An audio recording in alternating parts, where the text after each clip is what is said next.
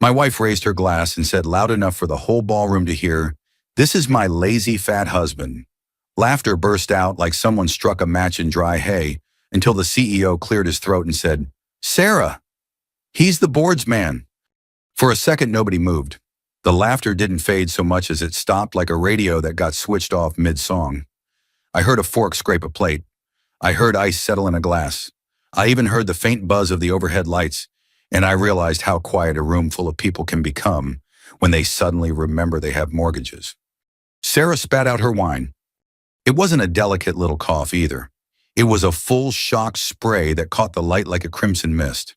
A couple of women near us gasped and stepped back. Someone patted the front of Sarah's satin blouse with a napkin, like they could erase what just happened. Sarah's cheeks went from rosy to chalky in a breath.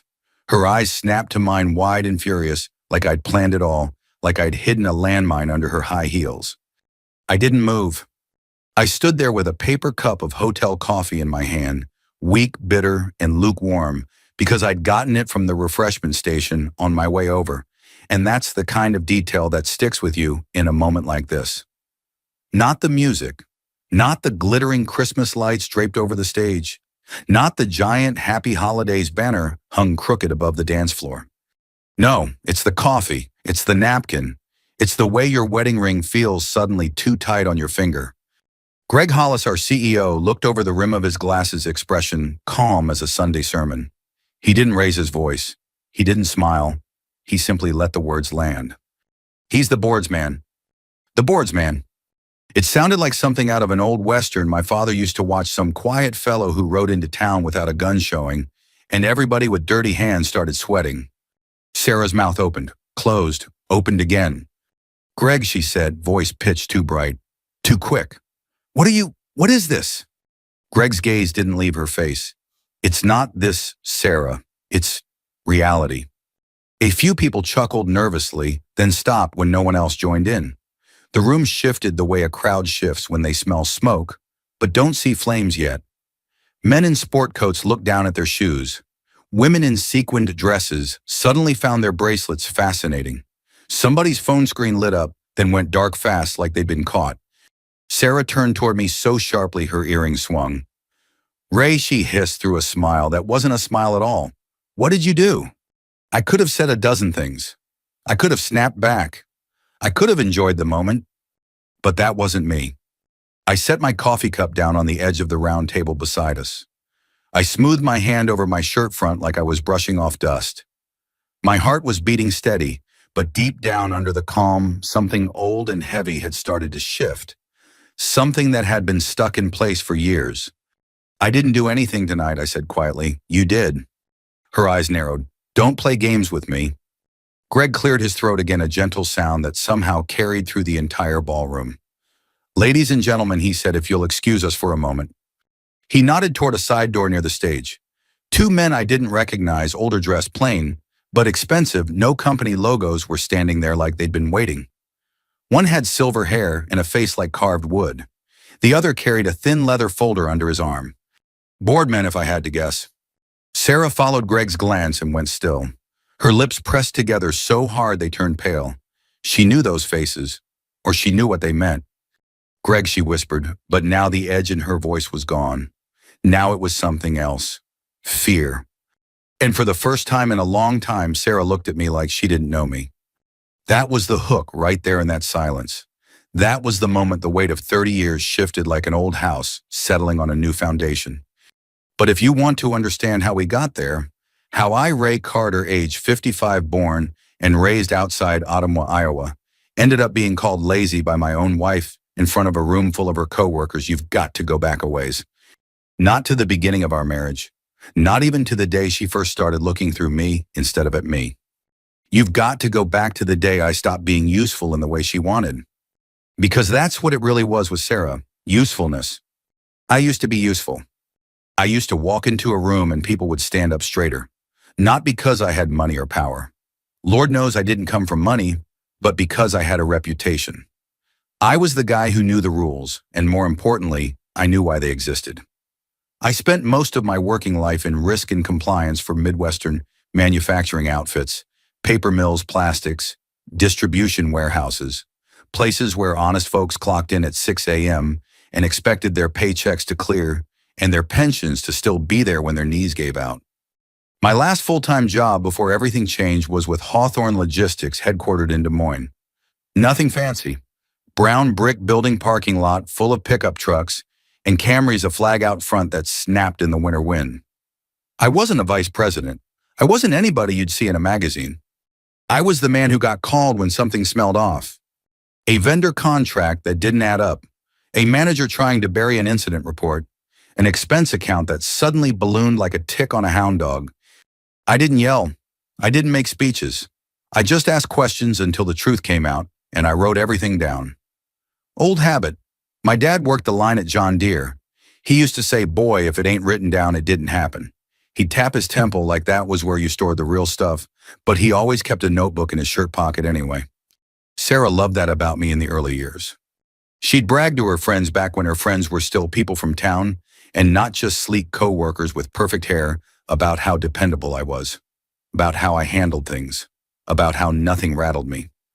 "You want to know what's sexy," she told her sister once, half laughing in our kitchen while I carved a roast. "A man who knows what he's doing." She said it like she was proud.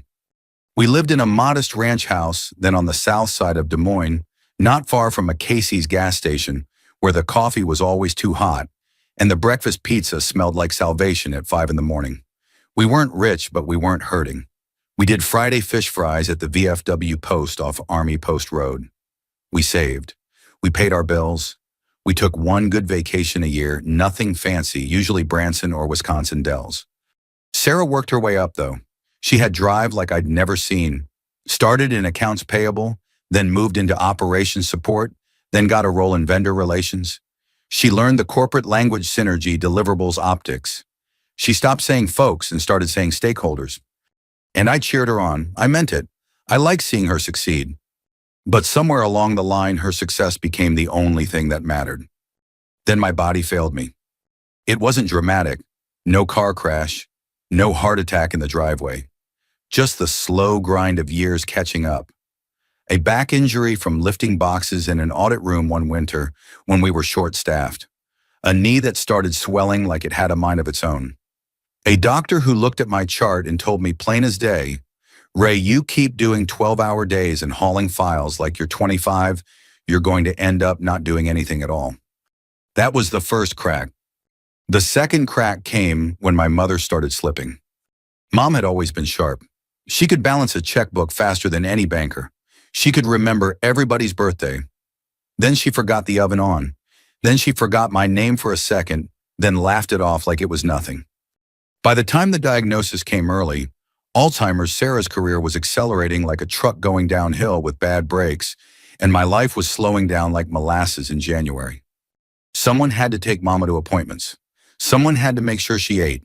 Someone had to sit with her when she got scared at night and thought she was back on the farm in 1962. That someone was me. I didn't announce it. I didn't ask for medals. I just did it. At first, Sarah acted supportive. She'd pat my shoulder and say, "You're such a good son." She'd post a picture of Mama holding our hand on Facebook with some soft caption about family. But then she started resenting it. Resenting the time. Resenting the way I wasn't moving anymore. Resenting the way my clothes weren't as crisp because I was too tired some nights to iron a shirt. Resenting the way my body changed. I put on weight, not because I was shoveling donuts into my face all day like Sarah liked to imply, but because stress does that to a man. Because sitting in waiting rooms and driving back roads to doctors' offices does that. Because when you're worn out, you eat what's easy, not what's ideal. And because I stopped caring about impressing people who didn't care about me. Sarah noticed every pound like it was a personal insult. She'd make little jokes at home. "Look at you," she'd say, tapping the arm of my recliner. "You in this chair, you're becoming one." I'd laugh weakly because what else do you do when your wife is testing how much pain you'll swallow? Then the jokes got sharper. The last time we went to a neighborhood cookout, she smiled at a couple of her newer co-workers, folks from Hawthorne who lived in our area, and said, "Ray's retired. He's basically a house cat now. Sleeps all day." I wasn't sleeping all day.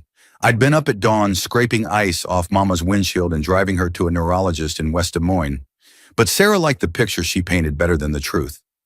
And the more she painted it, the more people believed it. That's the thing about stories. If you tell them loud enough, long enough, they become real to everyone listening, even when they're a lie. I started keeping quiet. Not because I was beaten, because I was watching. I'm not proud of everything I did after that. I'm not going to sit here and tell you I was some saint who never wanted payback. I'm a man. I got hurt. I got humiliated. I wanted justice, and there were nights I wanted something meaner than justice. But I also had a line I wasn't willing to cross. That line would matter later. Back then, in the months leading up to the year-end party, our life had gotten thin, quiet in all the wrong ways. Sarah stayed late at work. When she came home, she talked in short bursts about issues and deliverables and people who can't get their act together. She treated our home like a hotel room she didn't want to be stuck in. I spent my days doing what I'd always done, just in a smaller world. I'd swing by Casey's for coffee and stand there for a minute, listening to the older guys talk about corn prices and grandkids and knee replacements. I'd stop at Veridian Credit Union to sign something for Mama's account and chat with the teller who always asked how she was doing. I'd go down to the basement and sort boxes, old tax papers, old notebooks, old files from my working days. Sarah called it hoarding. I called it being prepared. One afternoon, maybe 6 weeks before that party, I was down there with the furnace humming and the smell of dust in my nose, flipping through a battered folder labeled Hawthorne. Vendor policies. Sarah had tossed it years ago, or thought she had. I'd rescued it out of the trash without even thinking. Habit. I remember running my thumb along the pages, feeling the rough edge where someone had torn out a section and thinking, that's odd. Then I heard Sarah's heels overhead, tap, tap, moving across the kitchen floor. She was on the phone, voice sharp. "I don't care how you do it," she snapped. "Just make sure it doesn't come back to us." I froze, holding that folder like it weighed 50 pounds. And in that moment, down in the basement of my own home, I realized something I hadn't wanted to admit for a long time. My wife wasn't just unkind. She was scared. And scared people do stupid, ugly things. That's when the board first reached out. Not with drama, not with mystery, with paperwork. And when you've lived long enough, you learn the real power in this world isn't in shouting. It's in paper. The word lazy stuck to me after that night, like burrs on denim. Sarah didn't apologize on the drive home. She didn't even yell. She drove with both hands tight on the wheel jaw, clenched radio off. The city lights slid past the windshield in long yellow streaks, and the heater rattled like it always did when the temperature dropped below freezing. When we pulled into the driveway, she said, "You embarrassed me." I almost laughed at that, almost. Instead, I said, "We'll talk later," because that's what men say when they know a conversation won't go anywhere good. She slept in the guest room that night. I lay awake in our bed listening to the old house creak as the temperature fell, thinking about how words can erase a man faster than time ever could. By morning, the story had already settled in her head. I was lazy, I was fat, I was deadweight. That was the version of me she'd been carrying around for years, polishing it up and trotting it out whenever she needed a laugh or a little boost in front of other people. The party hadn't created that picture. It had just put a spotlight on it. The truth was quieter. The truth was mornings that started before sunrise, not because I had anywhere to be, but because my back locked up if I stayed in bed too long. I'd swing my legs over the edge of the mattress and sit there for a minute, breathing through it, waiting for the stiffness to ease. The truth was standing at the kitchen counter with a mug of coffee I shouldn't be drinking, because it upset my stomach watching the frost creep along the edges of the window. The truth was my mother's pill organizer laid out on the table like a little plastic calendar each day, a reminder that time doesn't ask permission. I didn't stop working because I wanted to. I stopped because life narrowed. When Mama's diagnosis came, Sarah was already on her second promotion. Her schedule filled with meetings that had titles instead of purposes. She'd come home buzzing, talking fast, pacing the kitchen while she reheated leftovers and scrolled through her phone. I'd sit at the table and listen, not because I understood all of it anymore, but because she was my wife. "I need you to handle your mom's stuff," she said one night, not unkindly, just efficiently. "This quarter is critical for me." I nodded. I told myself it was temporary. It wasn't. Doctors' offices became my second home. Beige walls, the smell of disinfectant that never quite covered the smell of sickness. Old magazines on low tables, pages curled and soft from too many hands. Mama would grip my arm in the waiting room sometimes, her fingers cold and strong. "Don't leave me," she'd whisper, even when I was sitting right there. I didn't. That's not laziness, that's endurance. But endurance doesn't show up on a resume, and it sure as hell doesn't impress coworkers at a holiday party. As my world shrank, Sarah's expanded. She traveled more. She started buying clothes that looked uncomfortable to wear and impossible to clean. She stopped asking me to come to things. "It's just easier," she said. "You don't really fit the vibe." That word again, vibe. As if a marriage was a playlist you could skip through. I gained weight, yes. My doctor called it situational. Stress, reduced activity, hormones shifting with age. He told me to walk more, stretch, watch the carbs. Sarah called it letting myself go. She liked to point at the recliner in the living room and say, "You in that chair. I swear one day we won't be able to tell you apart." She laughed when she said it. So did I at first. Later I stopped laughing. I just filed it away. Because that's another thing you learn when you get older. Reacting feels good in the moment, but remembering lasts longer. I still did things, just not the things Sarah counted. I fixed Mrs. Donnelly's leaky sink 2 houses down when her son was out of state. I helped Frank from the VFW sort through tax forms after his wife passed, sitting at his kitchen table with coffee that tasted like it had been on the burner since Reagan was in office. I read the fine print on bills, I kept folders, I checked numbers. Old habits don't die, they just go underground. On Tuesdays, after dropping Mama off at her adult day program, I'd stop at Casey's for coffee. Same cashier most mornings. She knew my name. "Your mom doing okay?" she'd ask, sliding the cup across the counter. "She's having a good day," I'd say, even when she wasn't. Those mornings grounded me. The clink of mugs, the hiss of the coffee machine, the quiet nods from men my age who didn't need to ask what you were carrying. Sarah didn't see any of that. What she saw was me at home when she left for work, me at home when she came back, me wearing the same flannel shirt 2 days in a row because it was clean enough and comfortable. She started calling me retired like it was a slur. "You're basically checked out," she said once, tapping her phone screen. "You don't even know what's happening anymore." I knew more than she thought. Because when you stop chasing the next thing, you start noticing patterns. Like the way Sarah's stories about work stopped adding up. Like the way she talked about vendors, the way gamblers talk about lucky tables. Like the way she'd toss company newsletters and printouts onto the kitchen counter without looking at them, assuming I wouldn't either. She was wrong about that. One afternoon while she was at work and Mama was resting, I gathered those papers up and took them down to the basement. The furnace kicked on with a groan. Dust hung in the air, warm and stale. I sat at the old workbench, the one I'd used for years, and spread the papers out. Nothing dramatic, just inconsistencies. Numbers that rounded too neatly. Language that shifted from one quarter to the next. I told myself I was overthinking it. I told myself I was bored. But boredom doesn't make your pulse pick up. Around then, Sarah started using new words for me. Lazy, washed up, dead weight. She said them jokingly, always jokingly. Until the night she didn't.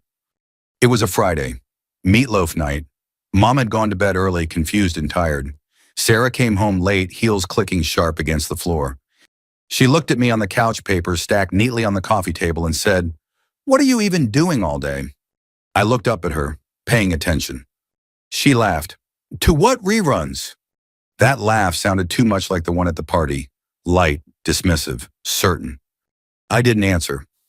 I gathered the papers, squared the edges, and put them back in the folder.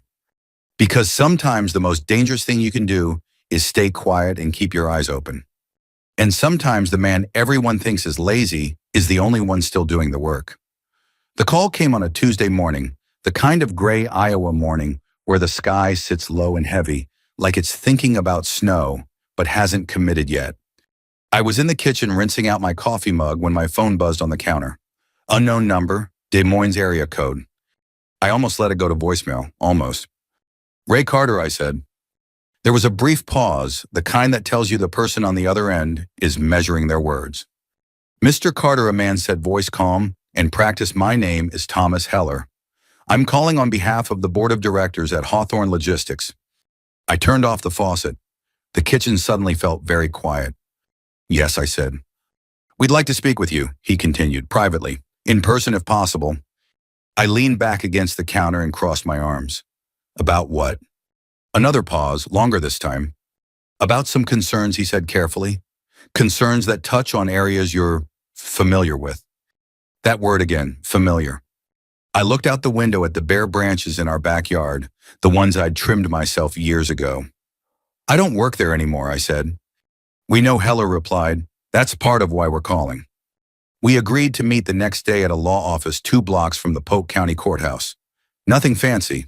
Brick building, brass plaque by the door. The kind of place that smells faintly of old paper and lemon polish. I didn't tell Sarah.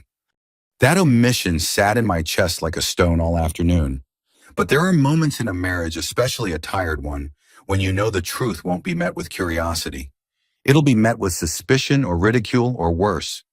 So I kept it to myself. The next morning, I dropped Mama off at her program and drove downtown. The courthouse loomed over the street stone and solid like it had seen every kind of mistake a person could make and was still standing. The law office was quiet, too quiet. A young woman at the desk smiled politely and led me back to a small conference room. 2 men stood when I walked in. One was Thomas Heller, mid-60s, wire-rimmed glasses, hair combed straight back. The other was older, maybe early 70s, with a face that looked carved rather than aged. He introduced himself as Leonard Pike. We appreciate you coming, Ray Pike said, extending a hand. His grip was firm but not showy. I served on Hawthorne's board for 12 years, recently retired, still involved. I sat down across from them. The table was scarred from years of use, and I found myself tracing one of the scratches with my fingertip while they talked. They didn't waste time. There had been irregularities, not the kind you could point to with a single email or receipt, but patterns. Complaints quietly settled. HR cases closed without explanation. Vendor relationships that kept resurfacing under different names. The executive team assures us it's nothing, Heller said, but assurances aren't evidence. And we don't trust what we can't see, Pike added. They slid a thin folder across the table toward me.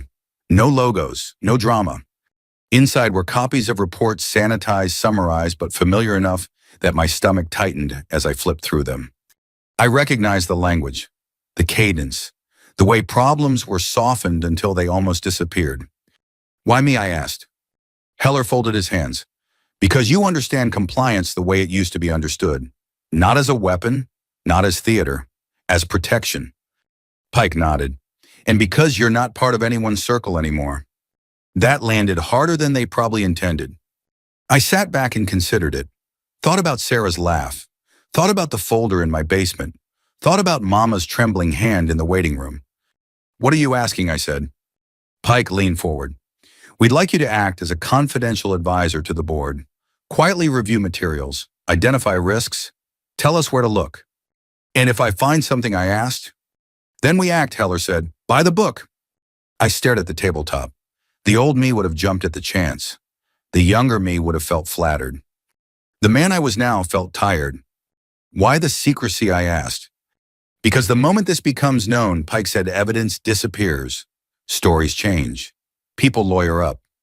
I nodded slowly. That part made sense. Then came the part that didn't. Does this involve my wife, I asked. Neither man answered right away. Pike finally said, we don't know who it involves yet. That's why we need you. That was the moment the stone in my chest got heavier. I asked for time. They gave me 24 hours. I drove home in silence, passing the courthouse again, thinking about all the times I'd believed doing the right thing was simple. That night, Sarah talked about work over dinner like nothing was wrong. She complained about people who couldn't keep up, about dead weight dragging down her team. I watched her mouth move. I watched the confidence in her posture. I watched the way she didn't see me anymore. After she went to bed, I sat alone at the kitchen table with a legal pad and wrote 2 words at the top. Cost, risk. I listed them out. Cost my marriage, my peace, my health. Risk doing nothing. Letting people get hurt. Letting lies stand because they were convenient. By the time I set the pen down, my hand was shaking. The next morning, I called Thomas Heller. I'll do it, I said. But I want it clear I don't target people. I follow paper. That's exactly what we want, he replied. I signed the agreement that afternoon. Non-disclosure, confidentiality, Scope defined, no theatrics. Just work.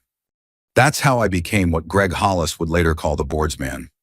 Not with a badge, not with a title people could put on LinkedIn. With a stack of documents, a quiet mandate, and a line I promised myself I wouldn't cross. I didn't know then how close that work would cut, or how much it would cost me before it was over. I started where I always had, with paper. Not the flashy stuff people imagine, no secret recordings, no dramatic confrontations, just reports, emails, policy manuals, spreadsheets that pretended to be clean if you didn't look too closely. The board gave me access in layers. First, the surface-level summaries. Then, as my questions got sharper, the raw files. I worked from the small desk in our spare bedroom, the one Sarah used to call the junk room. The house would be quiet except for the hum of the furnace and the soft tap-tap of my keyboard. Some days my back burned so badly I had to stand to work. Other days my eyes blurred from staring at rows of numbers. I took breaks the way men my age do, stretching, slowly rubbing my knee, telling myself to finish just one more page. I wasn't hunting my wife. I told myself that over and over. I was following patterns, and the patterns led straight through her department. It started with vendor payments, small ones spread out just under thresholds that triggered automatic reviews. The same services billed under slightly different names, addresses that traced back to the same post office box. Nothing you'd notice if you were skimming, everything you'd notice if you were looking. Then there were the HR files. I've always believed HR tells you more about a company's soul than its balance sheet. Who gets protected? Who gets pushed out? Who gets blamed when something goes wrong? I opened one case and felt my stomach drop. Mark Ellison, age 61, 28 years with the company, warehouse operations supervisor out of Cedar Rapids. No prior disciplinary issues, no complaints. Then suddenly a compliance violation.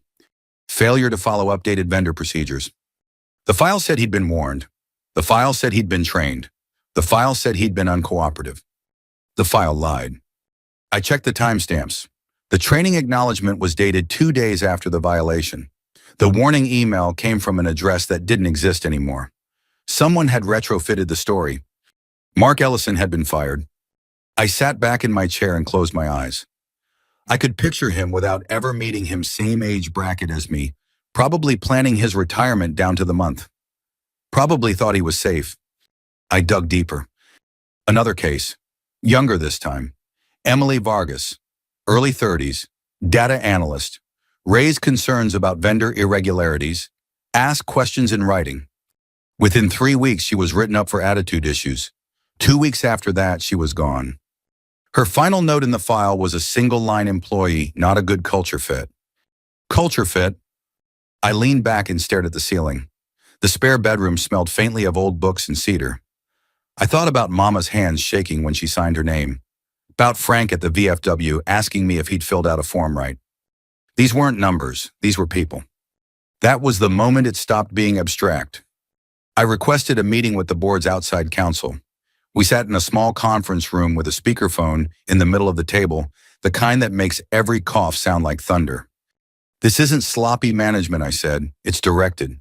Someone is shaping outcomes. Who? A voice asked through the speaker. I can't say yet, I replied. But the pressure point is vendor relations and compliance oversight. Which meant Sarah. I didn't tell the board that part, not yet. I told myself I needed certainty, proof that didn't rely on assumption or anger. At home, Sarah's behavior shifted. She became sharper, more restless. She checked her phone constantly. Her laugh took on a brittle edge. One night while she was getting ready for bed, she said, "People are being stupid at work." I looked up from the newspaper. That's new. She shot me a look. I'm serious, Ray. There's noise, and I don't like it. I folded the paper carefully. Noise how? She hesitated, just a fraction. Then she waved it off. Never mind, you wouldn't get it. I felt something old and sad settle in my chest. A few nights later, we sat at the kitchen table eating meatloaf. Mama was asleep. The house was quiet except for the ticking of the clock over the sink. Sarah scrolled through her phone between bites. I took a breath. Sarah, I said. She didn't look up. What? Sometimes, I said, slowly choosing each word. Numbers don't lie, but they can betray the people who twist them. She snorted. Is that supposed to be deep? It's supposed to be a warning. That got her attention. She looked at me, then really looked like she was seeing me for the first time in months. A warning about what she asked. I held her gaze. About thinking you're untouchable. Her laugh came quick and sharp. Oh my God, she said. Listen to you. You're not even in the game anymore, Ray. You don't know how things work. I nodded. Maybe. She stood up and carried her plate to the sink. I can't deal with this, she muttered. You sitting around all day playing armchair quarterback. I didn't follow her. I didn't raise my voice. I sat there staring at the empty chair across from me and felt the last thread of hesitation snap. The next morning I met Mark Ellison for coffee. He picked a diner near the interstate, the kind with cracked vinyl booths and coffee that tasted like it had been poured straight from habit. He recognized me immediately when I walked in, even though we'd never met. You're from Hawthorne, he said, standing halfway. Compliance guy, right? I nodded. Used to be.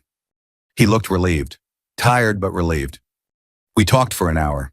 He told me how they'd handed him paperwork he didn't understand, how HR wouldn't answer his questions, how his retirement plans evaporated in a week. I did everything right, he said, hands wrapped around his mug. I thought that mattered. It does, I said, just not to everyone. When I left that diner, I didn't feel angry. I felt steady. That afternoon, I sent the board a memo. Not dramatic, not emotional, just facts, timelines, names, documents attached. I ended it with one sentence. This pattern causes real harm and exposes the company to serious risk. Within an hour, Thomas Heller called me back. We're moving to the next phase, he said. I hung up and sat quietly for a long time. Upstairs, I could hear Sarah on a conference call, her voice bright and confident. Downstairs in the basement, my old boxes waited. And somewhere between the two, I understood something I hadn't before. I wasn't ending my wife's career. She'd done that herself. I was just the man willing to write it down. The next 2 weeks felt like living inside a pressure cooker. Nothing exploded right away. That's not how it works in the real world. What happens instead is that the air gets tight. People breathe shallower. Voices change. Sarah came home later and later. When she did, she carried her phone like it was an extra limb. It never left her hand, not during dinner, not during commercials, not even when she brushed her teeth. I could hear the tap, tap, tap of her thumbs on the screen from the hallway, fast and sharp, like she was trying to outrun something. At night, she tossed and turned. Once she woke me up by sitting straight up in bed, breathing hard. You okay? I asked. She stared into the dark for a second before realizing where she was. Fine, she snapped. Just a dream. She rolled over and grabbed her phone from the nightstand.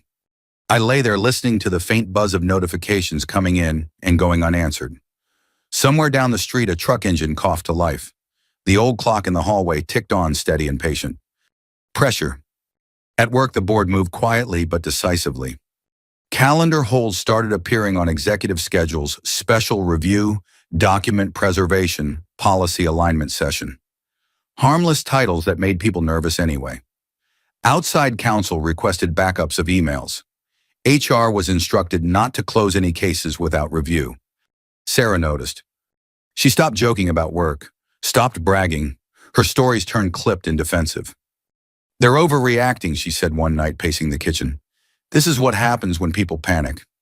Who's panicking? I asked mildly. She shot me a look. You know what I mean. I did. One evening, she slammed her laptop shut so hard it rattled the table. Someone is feeding the board garbage, she said. Someone who doesn't understand how things actually get done. I took a sip of my coffee. It had gone cold without me noticing, or someone who does. Her eyes flicked to me, just for a second. That was new. The next day she went through the mail before I could get to it, sorted it quickly, flipping envelopes front to back, like she was looking for something specific. Anything important? I asked. No, she said too fast. Pressure. The board asked me to attend meetings remotely, camera off, microphone muted. I listened as executives talked themselves in circles, careful with every word, suddenly very interested in policy language they'd ignored for years. I heard fear disguised as confidence. One afternoon, Thomas Heller called me directly. We're scheduling a special leadership session, he said. Company-wide, transparency initiative. I almost smiled at that. Transparency, another word that sounded nice and cut deep. When I asked, 2 weeks. I hung up and leaned back in my chair. My back protested sharp and hot. I stood slowly, walked to the window, and watched snow start to fall light at first, then heavier, the kind that sticks. That night, Sarah confronted me. She cornered me in the kitchen while I was loading the dishwasher. The overhead light hummed softly. "You've been acting strange," she said. I kept my eyes on the plates. "Have I?" "You're always home," she said. "Always listening." I closed the dishwasher and turned to face her. "I've always been home." She folded her arms. "You know what I mean." I studied her face. The lines at the corners of her mouth were deeper than I remembered. Her confidence looked tired. "What's going on at work?" I asked. She laughed, but it came out wrong. Too loud. "Why do you care all of a sudden?" "I've always cared." She shook her head. "No, you checked out years ago." There it was again. I took a step closer, not threatening, just steady. "Sarah," I said quietly, "sometimes when you push people out of the room, they don't leave. They stand in the hallway and listen." Her jaw tightened. "Are you threatening me?" "No," I said. "I'm telling you how walls work." She stared at me for a long moment, searching my face like she might find a crack. When she didn't, she turned away. "You're impossible," she muttered. Pressure. At the VFW that Friday, Frank asked me if I was okay. "You look tired," he said, sliding a beer toward me. "I am," I admitted. "Life stuff?" he asked gently. I nodded. He didn't press. That's another thing men our age understand sometimes. Silence is support. The night before the leadership session, Sarah barely slept. She paced the bedroom, phone in hand, whispering into it like secrets could still save her. Around 3 in the morning, she stopped and looked at me. "You don't know what they're capable of," she said. I met her eyes. "I do." She flinched. The next morning, she left early without saying goodbye. I sat alone at the kitchen table, listening to the wind scrape against the siding, and felt the pressure reach its peak. The cooker didn't scream. It waited. The leadership session was scheduled for 10 a.m. on a Thursday. Snow had fallen overnight, clean and heavy, the kind that muffles sound and makes everything feel exposed at the same time.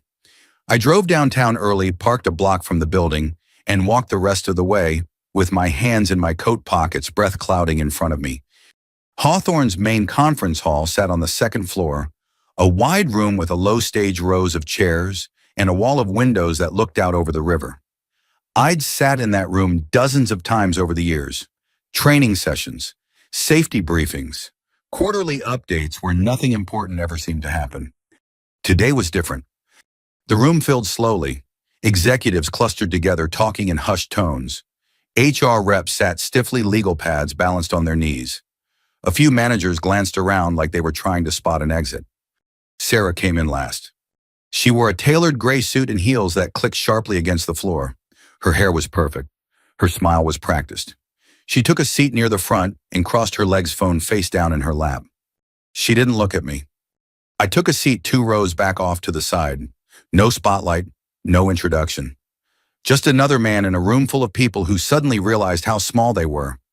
At 10 on the dot, Greg Hollis stepped up to the podium. "Thank you for being here," he said.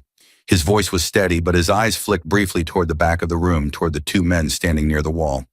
Outside counsel, board representatives, silent, watchful. "This session is about alignment," Greg continued, "about making sure our practices match our values." I'd heard versions of that sentence 100 times. Today it landed differently. He spoke for 5 minutes. Nothing controversial, nothing new. Then he nodded toward the side of the stage. "I'd like to introduce someone who's been working with the board," he said, "to help us review certain internal processes." The room shifted. Chairs creaked. Someone cleared their throat. Greg looked directly at me. "Ray," he said, "would you come up?" For a heartbeat, everything went quiet. I stood. My knee complained as I stepped into the aisle. I ignored it. I walked forward at an even pace, aware of eyes on my back, aware of Sarah's gaze finally finding me. I didn't look at her. I climbed the steps and took my place at the podium. The wood was smooth under my palms, worn by years of hands, gripping it in far less honest moments. I didn't adjust the microphone. I didn't clear my throat.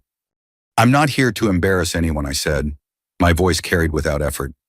"I'm here to talk about what happens when rules become tools instead of safeguards." A few heads nodded, others went still. For the past 3 months, I've been reviewing vendor practices, compliance records, and HR actions at the request of the board. I paused, letting that sink in.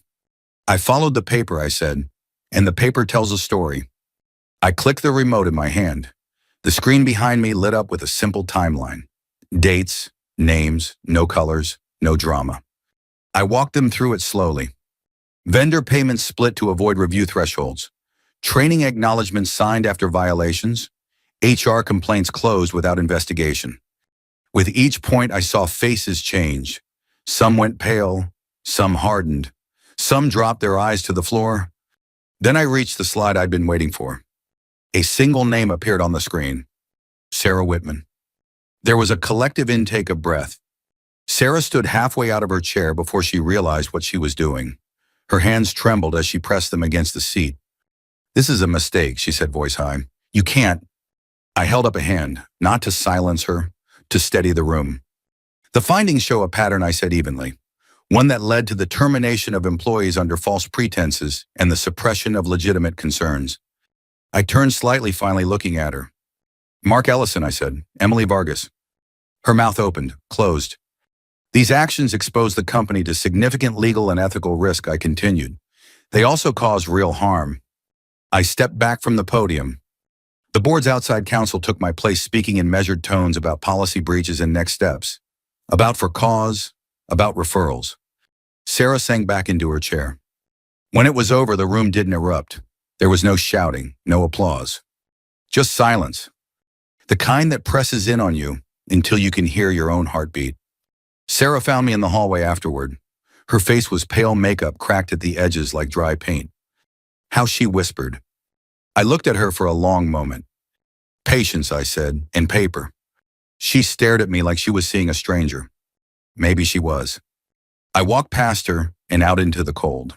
The snow was still falling when I stepped outside, slow and steady, the kind that makes the whole city feel quieter than it really is. I stood there for a moment on the sidewalk, letting the cold air fill my lungs. My hands shook, not from fear, not even from adrenaline, but from the release.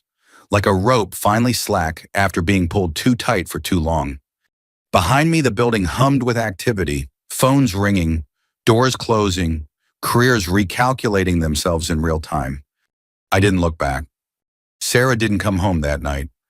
She texted once, "We need to talk," and I stared at the screen for a long time before setting the phone face down on the table. There were 1,000 things I could have said. None of them would have changed what had already happened. Some conversations only happen after everything else is over. The house felt different without her noise in it. Not empty, just lighter. Like a room after you open a window that's been stuck shut for years. A week later, we sat across from each other in a small office near the Polk County Courthouse. Beige walls, box of tissues no one touched, a mediator who spoke softly and took notes like she was afraid to make too much sound. Sarah looked smaller there. Not weak, just stripped of the armor she'd worn for so long. "I never meant to hurt anyone," she said at one point, eyes fixed on the table. I believed her. That didn't change anything. "I know," I replied, "but you did." She nodded once, sharp and quick, like that was all she could manage. We didn't fight, we didn't cry. We divided things the way older couples do when the shouting is already used up. Accounts, furniture, paperwork. Paper again. Mama passed that spring. She went quietly, holding my hand lucid, just long enough to smile and say my name. At her funeral, the VFW hall smelled like coffee and fried chicken, and men I'd known for decades clapped me on the shoulder without saying much. Frank leaned in and said, "You did right." I nodded. That was enough. Life settled into a new shape after that. Not better, not worse, just honest. On Tuesdays, I still stopped at Casey's for coffee. Same cashier, same nods. The world hadn't ended because a man stood up and told the truth. One afternoon, months later, I ran into Mark Ellison at the grocery store. He looked lighter. Told me he'd landed a consulting gig with a smaller outfit. Not glamorous, steady.